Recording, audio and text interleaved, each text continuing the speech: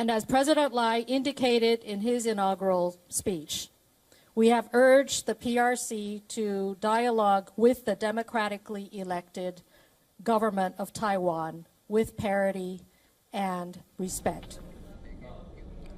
But the drills have drawn sharp criticism from Beijing. China has asserted its stand. It has said that Taiwan is part of China. No matter what the island's ruling Democratic Progressive Party says or does, China considers Taiwan as part of its own territory and calls President Lai Ching-te a separatist, but Taiwanese government has time and again disputed China's claim.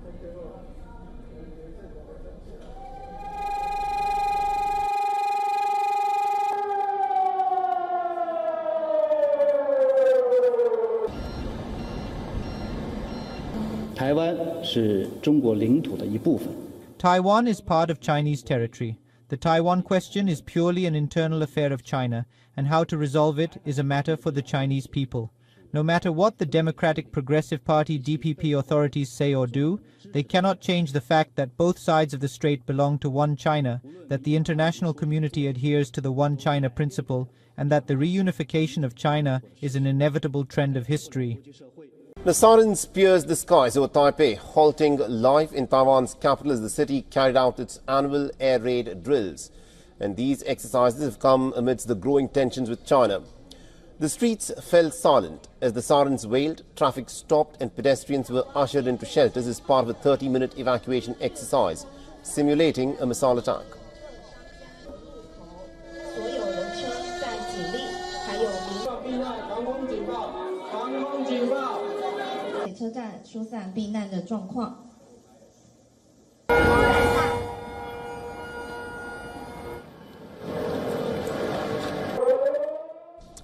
The bustling areas like Shim Ending surprised tourists, and locals sought cover indoors and underground, while shops pulled down their shutters and dimmed their lights.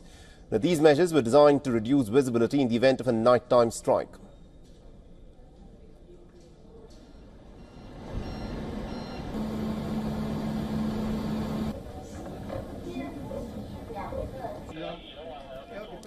The nationwide drills held across northern Taiwan come amidst escalating military pressure from China. Taiwan's defense ministry reported 11 PLA aircraft, 10 vessels and ships were detected around Taiwan's northern, central and southwestern region.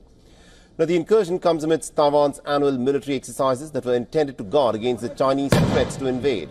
Among the key features of the war games this year is the deployment of the newly delivered US-made high-tech rocket systems. A record 22,000 reservists are also participating in the exercises.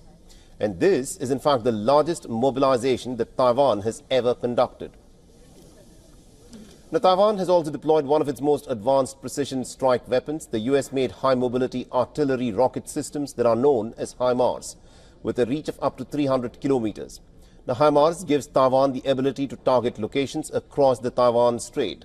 And the system is light enough to be transported by a C-130 aircraft, even when loaded, and is operated by a 3-person crew. Now, China views the democratically governed territory of Taiwan as its own and has intensified its military pressure around the island, staging a string of intense war games and daily naval and air force patrols around the territory. Last week, China's defense ministry had dismissed the Han Kuang drills as nothing but a bluff, while its foreign ministry said that its opposition to US-Taiwan military ties was consistent and very firm.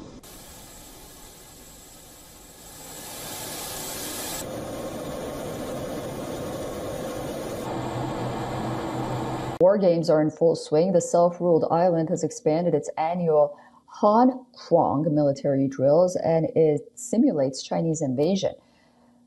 But this year, the drills are a bit different. Much larger civilian urban resilience exercises have also been incorporated.